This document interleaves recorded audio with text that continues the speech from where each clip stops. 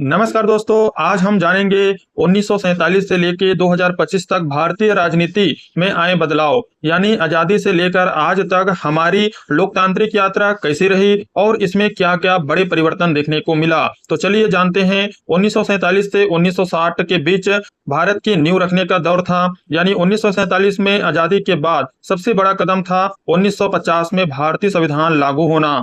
लोकतंत्र, सार्वभौमिक मताधिकार और संसद आधारित शासन व्यवस्था शुरू हुई। शुरुआती दशकों में राजनीति कांग्रेस प्रधान रही और नेहरू जी के नेतृत्व में योजना आधारित विकास और गुटनिरपेक्ष विदेश नीति बनी। 1970 और 1980 के दशक में देखा जाए तो संघर्ष और बदलाव रहा। 1975 में आपातकाल यानी इमरजेंसी लगा, जिसने भारतीय लोकतंत्र को बड़ी परीक्षा देनी पड़ी। इसके बाद जनता पार्टी की सरकार बनी और ये पहली बार केंद्र में गैर कांग्रेसी सरकार आई।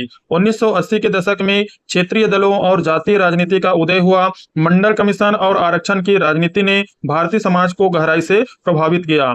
वहीं 1990 से 2000 के बीच गठबंधन युग आया, जिसमें 1991 में आर्थिक उदारीकरण देखने को मिला। राजनीति में अब जो गठबंधन सरकारें हैं उनका दौर शुरू हुआ। बीजेपी और अन्य क्षेत्रीय दलों ने राष्ट्रीय राजनीति में मजबूत जगह बना ली। केंद्र और राज्यों में संघवाद और मजबूत होने लगा।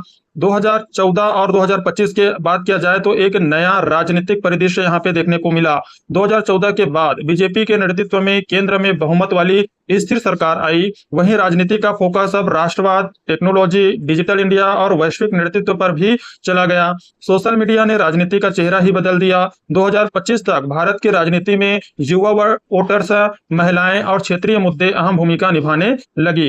अब चर्चा एक राष्ट्र एक चुनाव, डिजिटल वोटिंग और पारदर्शिता जैसे सुधारों पर हो रही हैं। तो दोस्तों, ये रहा 1947 से लेकर 2025 तक की भारतीय राजनीति का पड़ाव। एक दलीय प्रभुत्व से लेकर बहुदलीय युग और अब फिर से मजबूत बहुमत वाली सरकार तक, यानी भारतीय लोकतंत्र ने हर चुनौती का सामना किया और भी परिपक्व होकर दुनिया के सामने मिसाल पेश हुई।